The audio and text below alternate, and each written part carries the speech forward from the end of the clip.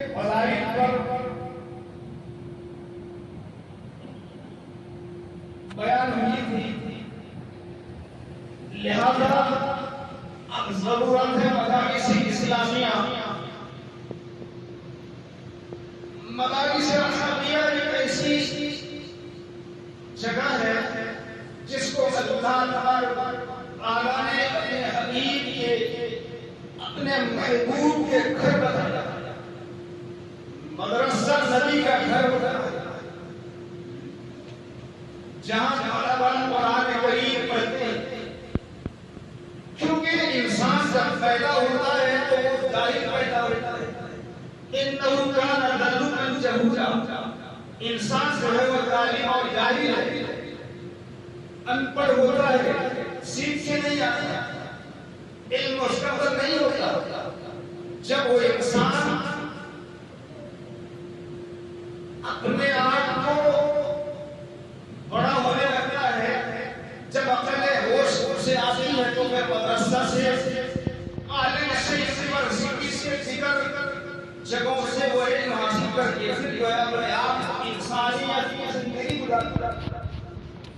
لیکن انسان کے علاوہ جتنے مخلوق اللہ نے پیدا کیا تمام کو اپنے ماں کے پیٹ سے علم دے کر بھیجا۔ جتنے مخلوق کو اللہ نے پیدا کیا اس کا کوئی تعلیم اسکول نہیں ہے، اس کا کوئی پڑھانے والا استاد نہیں ہے، بلکہ باقاعدگی سے اللہ تعالیٰ اس مخلوق کو علم دے کر بھیجا۔ مرغی کے سامنے دانا رکھے تو کھا لگی، لیکن کنکریاں چھانٹ چھانٹ کر دیتی۔ مرغی کے بچے کو معلوم ہے کہ یہ ہمارے لیے کھانا نہیں، ہمارے لیے دانا جو ہمارے لیے غذا ہے۔ شیر کے آگے آپ چاہے گوشت رکھے یا گھاس رکھے تو گوشت کھائے گا، گھاس نہیں کھائے گا، کہ اسے معلوم ہے کہ میری غذا یہ ہے۔ بکری کے آگے آپ گوشت رکھے اور گھاس رکھے گا تو بکری کھائے گی، گھاس گوشت نہیں کھائے گی، وہ جانتے ہیں کہ میرے لیے یہ گھاس کھانا ہے، اسے علم اللہ نے دے کر بھیجا۔ تو مخلوق کو اللہ تعالیٰ نے علم دے کر بھیجا، اس کا کوئی اسکول ثابت نہیں ہے، لیکن انسان کو جب بھیجا تو انسان کو ظاہر ان پڑھ موڑ مرا کر بھیجا تاکہ وہ عقل ہوش آنے کے بعد وہ دوسری جگہ سے علم حاصل کر کے وہ انسانیت کی زندگی گزارے۔ تو یہاں سے اس کو علم لینا پڑتا ہے، جب علم اسے لینا پڑتا ہے تو علم کے دروازے تب اسے پہنچنا پڑتا ہے۔ علم کا دروازہ کہاں؟ مدارس اسلامیہ۔ مدارس اسلامیہ علم کا دروازہ ہے۔ جب مدرسہ میں طلبہ داخل ہوتی ہے وہاں سے قرآن کریم کا سکہ ملتا ہے۔ چھوٹے چھوٹے مدارس کی بنیاد پر آج بڑے مدارس پر بچے جو ہے بخاری پڑھتے ہیں، جب تک کہ چھوٹے مدرسے میں الف کا حروف یا تک 35 حروف کو نہ سکھا دی جائے تب تک بڑے مدرسے میں داخل کا کوئی گنجائش نہیں ہے، کیونکہ بڑے مدرسے میں حافظہ ہو، مولانا ہو، مفتی ہو تو سکتا ہے، لیکن جبکہ چھوٹے مدرسے میں ایک توتری زبان والے بچے کو الف سے جہاں تک 29 حروف کو باقاعدہ اس کو سکھانے کی مشق کرتے ہیں استاد، پھر جا کے وہ بڑے ہونے کے بعد بڑے مدرسے میں داخل ہوتا ہے تو بخاری پڑھنے کا اسے چانس ملتا ہے۔ پتہ چلا چھوٹے مدرسے میں اہلیت زیادہ، چھوٹے مدرسے میں بنیادی تعلیم شروع ہوتی ہے۔ آج ہم چھوٹے مدرسے کو امیر سمجھ کر بڑے کو ترجیح دیتے ہیں۔ ایسی بات نہیں ہے کہ بڑے مدرسے میں دینا نہیں، بلکہ ہاں دینا ہے۔ بڑے مدرسے کے نام الگ ہے، وہاں لوگ جانچ کر دیتے ہیں، لیکن چھوٹے مدرسے میں لوگوں سے چندہ وصول کرنا پڑتا ہے۔ یہ بات ذہن نشین کر لیں کہ چھوٹے مدرسے میں جب تک وہ قاعدہ نہ پڑھ لیں تب تک بڑے مدرسے میں جا کر وہ جاجی یا مفتی مولوی ڈگری نہیں کر سکتا، بخاری اشکال سے نہیں پڑھ سکتا۔ پتا چلا چھوٹے مدرسے کی اہلیت ہمارے نزدیک بہت زیادہ ہے، تو مدرسے کی بنیاد کہاں سے آئی؟ اللہ نے تذکرہ قرآن میں کر دیا، مدرسہ اسی کا نہیں۔ دنیا پیدا ہونے کے بعد جب حضرت آدم علیہ السلام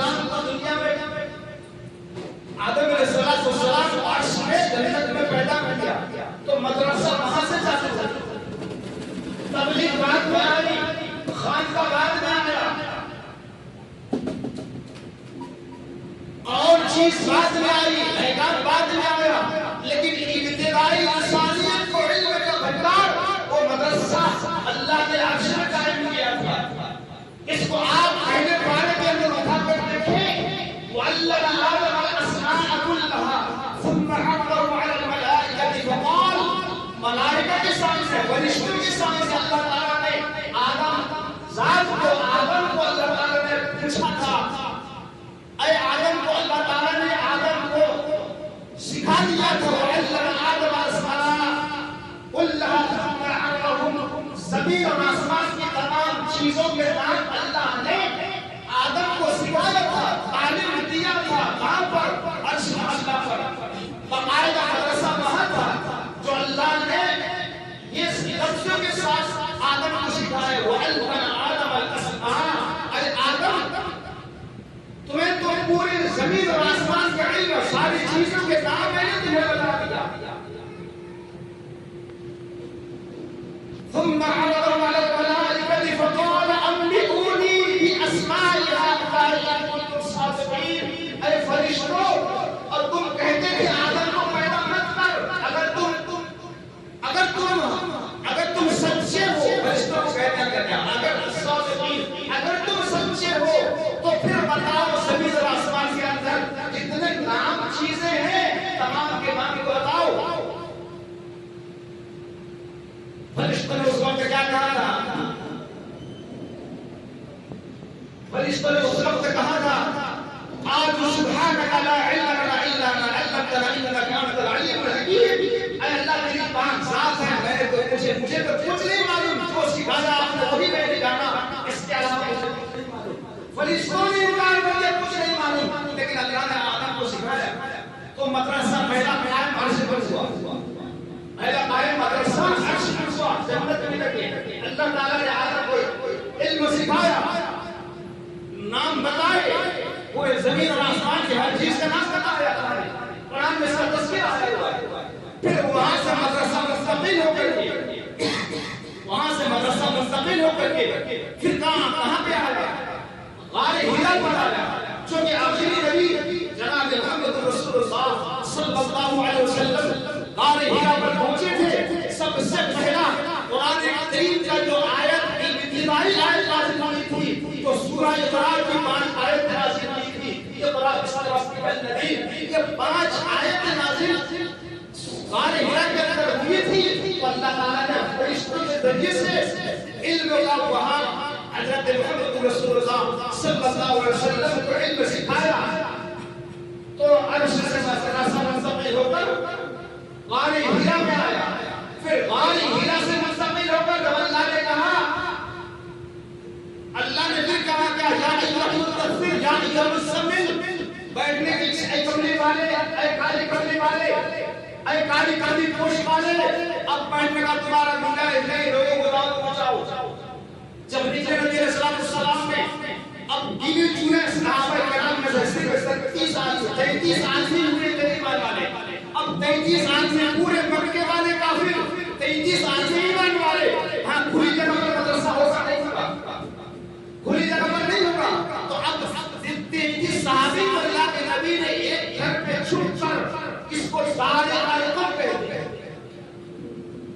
غار ہیرا سے مدرسہ منتقل ہو کر دار ارقم میں آیا، جہاں 33 صحابہ کو اللہ کے نبی جو ہے قرآن کی تعلیم، ابتدائی تعلیم دیا کرتے تھے۔ اور یہ لمبے واقعات جو پورے مکے کے اندر ابو جہل نے مشورہ کر کے عمر کو بھیجا تھا کہ اس کے مدرسہ کو منحدر کر دیا جائے، مدرسہ دار الارقم کو اڑا دیا جائے اور پڑھانے والے محمد رسول اللہ کو اعوذ باللہ ختم کر دیا جائے۔ اس طریقے سے آج آسام والے حکومت، ہندوستان والے حکومت بھی چاہتا ہے کہ مدارس کو مثال دیا جائے۔ اب تو یوپی کا معاملہ ہے، کہ یوپی میں اور بھی 360 مدرسے بند ہونے والے ہیں۔ میرے بھائی دوستو، وہی زمانہ آج بھی ہے۔ تو مدرسہ اس وقت دار ارقم میں تھا، اب اس وقت کیا ہوا؟ دار ارقم سے مدرسہ چند گنے چنے صحابہ کو لے کر نبی صلی اللہ علیہ وسلم نے تعلیم دی تھی۔ حضرت عمر کا واقعہ، راستے میں گئے ملاقات صحابی سے ہوئی، پھر وہاں سے چلے اپنے بہن کے گھر، تو وہاں پر بتایا کہ بہن کو بھی بانات کے مدرسے یعنی عورت لڑکیوں کے مدرسے میں حضرت خطبات بھی تلاوت کر کے وہاں تعلیم دے رہی ہے۔ علم میں واقعہ تو وہاں سے مدرسہ منتقل ہو کر کہاں پر آئی؟ حضرت عمر کی بن فاطمہ کے گھر آیا، حضرت خباب بانات مدرسے میں پڑھا رہے۔ پھر وہاں سے مدرسہ منتقل ہو کر کے جب عمر اسلام سے آیا، پھر کھلے عام نعرہ لگایا اور مدرسے کے نام پر نعرہ گونج اٹھی۔ پھر وہ مدرسہ آیا کہاں پر؟ مدینہ منورہ میں مسجد نبوی کے، اس کو اصحاب صفہ کہتے ہیں۔ مدرسہ صفہ ایک چوبوترا تھا مسجد نبوی کے آگے، اور اسی صفہ میں آنے والے بعض مسافروں کو بھی وہاں ایڈمٹ کر کے پڑھایا تھا، اور وہاں کے صحابہ کرام کو بھی کھلے عام اصحاب صفہ کے مدرسے میں تمام صحابہ کرام کو علم حاصل کروایا تھا۔ استاد کون تھے؟ جناب محمد رسول اللہ صلی اللہ علیہ وسلم تھے۔ کتاب کیا تھی؟ قرآن تھا۔ پھر وہاں سے مدرسہ منتقل ہو کر اصحاب صفہ سے مدرسہ کو منتقل ہو کر ایک درخت کے ساخے کی طرح، ایک درخت مدرسے کی بنیاد عرش پر تھا، اسی کی ساخے کی طرح بنیاد ہو کر اب پوری دنیا کے اندر ڈنڈیاں ساخیں پھیل چکی، ہر جگہ میں مدارس ہیں۔ تو میرے بھائیو دوستو، ہندوستان کے اندر جو سب سے بڑا مدرسہ، جس مدرسے کا نقشہ، اس مدرسے کا نقشہ حضرت قاسم نانوتوی رحمۃ اللہ علیہ نے خواب میں دیکھا، اللہ کے نبی صلی اللہ علیہ وسلم نے خواب میں دارالعلوم دیوبند پہنچے اور اپنے لاٹھی مبارک سے اللہ کے نبی نے مدرسہ کا ایریا جہاں سے ہے دارالعلوم دیوبند کا مدرسہ میں بالکل نشانہ بنا کر گئے، اور خواب بیدار ہوئے۔ تو جب قاسم نانوتوی رحمۃ اللہ علیہ اٹھے تو دیکھا کہ ہمارے نبی خواب میں آئے تھے، جو نہیں ہو سکتا، جس جگہ میں دانا لگایا تھا نبی کریم صلی اللہ علیہ وسلم نے، وہاں جا کر دیکھے خدا کی قسم حقیقت میں اللہ کے نبی کی آسیت سے وہ مدرسہ کا دائرہ ظاہر ہے۔ تو اس کو ہم ام المدارس کہتے ہیں۔ ام المدارس مدرسوں کی، ہر مدرسے کی ماں دارالعلوم دیوبند۔ تو یہ مدرسہ منتقل ہوا، تو آج ہمارے علاقے میں بعض علاقوں میں مدرسے کے نام سے آج جو علم حاصل کیا جاتا ہے طلبہ کے لیے کیا جاتا ہے، جو قرآن کریم کا حافظہ اور قرآن کریم قرآن قاعدہ سے لے کر جس کو وہ علم کی ضرورت ہو تو علم لے کر بڑے مدرسے میں داخل ہو۔ میرے بھائی دوستو، اس مدرسے میں امداد کی فکر کو بھول بیٹھے، امداد کی فکر کو چھوڑ بیٹھے۔ مدرسہ میں زکات کا پیسہ، فطرہ کا پیسہ، صدقات کا پیسہ، دان کا پیسہ، ہر پیسہ لگایا علماء کرام بڑے بڑے اکابروں نے اس کو طے کر کے لگایا، کیونکہ وہاں غریب طلبہ بھی پڑھتے ہیں، مسکین اور یتیم طلبہ بھی پڑھتے ہیں۔ میرے بھائی دوستو، آپ کی دی ہوئی زکات، آپ کی دی ہوئی مال اور دولت کے نسبت سے مدرسہ قائم ہے، جبکہ قیامت تک انشاءاللہ قائم رہے گا۔ اور میرے بھائی دوستو، زکات نکالیں، میں نے آپ کے سامنے قرآن کریم کی تلاوت کیا سورہ توبہ کا اندر، والذین یکنزون الذهب والفضة ولا ينفقونها في سبيل الله وبشرهم بعذاب أليم۔ اللہ رب العالمین نے فرمایا، تم میں سے اگر کوئی سونا چاندی کو حفاظت کے ساتھ تجوری میں بند کر کے رکھا ہے، اس کو خوشخبری سنا دے۔ خوشخبری کو سونا چوڑی ہار بالا پہنے والے خوشخبری جنت کی دار کا سنا دے۔ کیا بولو یار، خوشخبری مبشر خوشخبری سنا دو اس کو، جو جس نے سونا چاندی کو رکھا ہے تجوری میں بند کر کے پہنا ہے، شادی بیاہ میں بڑے لچک کے ساتھ پہننے ملتی ہے، اسے خوشخبری سنا دو۔ اس کی خوشخبری کوئی سی بات کی خوشخبری سنا دو۔ سورۃ توبہ اٹھا کے دیکھو، حافظ صاحب موجود ہے، وَلَا يُنْفِقُونَهَا فِي سَبِيلِ اللَّهِ۔ جب اس سونے چاندی کی زکات کو نہ نکالو گے، فَبَشِّرْهُ بِعَذَابٍ أَلِيمٍ، اس دردناک عذاب کا خوشخبری سنا دو، دردناک عذاب کا خوشخبری سنا دو۔ اب وہ خوشخبری عذاب کیسے ہوگا؟ وہ دردناک عذاب کیسے ہوا؟ اس کے پچھلے آیت میں اللہ فرمایا یوم یحما علیہا فی نار جہنم، تمہاری اسی سونے چاندی کو اللہ نے جہنم کے اندر میں گرائیں گے. یوم یحما علیہا فی نار جہنم، جہنم کے تالے میں سونے چاندی کو گرائیں گے. اب اس بات کو سن کر ذرا خدا کا خوف کریں. اگر زکات دے سکتے ہیں تو سونا چاندی رکھو، اگر نہیں دے سکتے ہیں تو سونا چاندی رکھو. کسی اور دوسرے کا ملے گا، کیونکہ اس کا عذاب بہت بڑا دردناک ہے. ارے لاکھ روپے کا سونا پہن سکتے ہیں کہ لاکھ روپے کا ایک سال میں زکات 2500 نہیں دے سکتے. یوم یحما علیہا فی نار جہنم، جہنم کے آنگوں میں انگاروں میں وہ مال کو پگلایا جائے گا. فتقوا بها جباہہم، تمہارے پیشانی سے اس آگ کو لگایا جائے گا، اس آگ کا جلا کر لگایا جائے گا. وجنوبہم کروٹ پر داغا جائے گا، وظہورہم پیٹھ پر داغا جائے گا. ھذا ما کنزتم لانفسکم فذوقوا ما کنتم تکنزون. کہا کہ اب جو مزہ جتو تم نے جو سونا چاندی کو تجوری میں رکھ کر رہا اور اس کا زکات نہیں نکالا تھا، اب اس کا مزہ جتو. آج تو بڑے چھوٹے جام سے پہنتے ہیں لیکن زکات نہیں نکالے، قیامت کے دن اس کا مزہ نہیں. زکات دینا ہے تو زکات مال کا نکالو، ورنہ سونے کو بکری کر کے دوسرے کام میں لگا لو، زمین بن لو. زکات انسان کے اوپر صرف سونا چاندی پر ہے، مال کے اعتبار سے، گاڑی پر نہیں، بائک پر نہیں، سائیکل پر نہیں، چار چکا پر نہیں. کیونکہ لوہے کے اسباب سے زکات نہیں ہے، بلکہ اس سے جو انکم آپ کریں گے، اس سے جو آئے کریں گے، اس آئے کا پیسہ کے اوپر. بعض لوگ تو بینک بیلنس میں سود کا پیسہ کا زکات نہیں ہوگا. مسئلہ یاد کریں، سود کا پیسہ کا زکات نہیں ہوگا. آج کل تو بڑے چیٹی کھیلتے ہیں، چیٹ کھیلتے ہیں لوگ، تو وہاں پر بھی پیسہ جمع رکھتے ہیں. لیکن یاد رکھنا وہ پیسہ بھی اپنا پیسہ ہے، اس کا آپ کو ملے گا تو اس کا بھی زکات آپ کو دینا پڑے گا. یاد رکھیں چیٹی کھیلنے والے بھی وہ پیسے بھی زکات آپ کو دینا پڑے گا. بندھن گروپ میں پیسہ رکھا، زکات دینا پڑے گا. نہیں تو کیا کریں گے؟ نہیں دینے سے کوئی زبردست نہیں ہے. حال کیا ہوگا جو حضرت سعدہ کا ہوا تھا، کیا ہوگا حال؟ پچھتائیں گے. اب لوگوں کے سامنے سے اور زندگی لے گئے کلیکشن کے لیے لوگ کہتے ہیں کہ میں زکات تو ہوگا لیکن کیا کریں، میرا سونا چاندی تھوڑا ہے اور گورو بکری بھی ہے، ہاتھ میں بھی والی ہے، گورو فطرہ لے تو رقم بیسی دے لو. ہاں زندگی کا اور گورو بکری کا گورو فطرہ بیسی ہوتا ہے. یہ احمق بے سمجھ بے وقوف بات کی اس طریقے سے ہاں زندگی کا بھی ایک لگا دیتا ہے.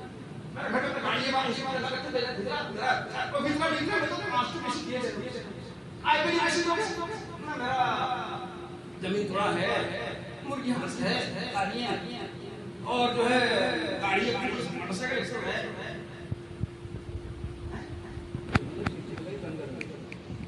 بند نہیں کر رہا ہوں، بند نہیں کر رہا ہوں، کھیلو حلال اس میں کوئی انٹرسٹ نہیں ہوتا، لیکن اس میں جمع پیسہ آپ سے نہیں لگتا. تو میرے بھائی دوستو، زکات اس پر واجب ہے. اور زکات کب واجب ہوگا؟ جب سونا چاندی ملا کر، سونا تو چاندی ملا کر 52.5 بھری چاندی کا قیمت ہو جائے گا. مثلا 40,000 سے کے اندر 35 یا 40,000 کا مقدار ہو جائے گا تو پھر آپ کے اوپر زکات دینا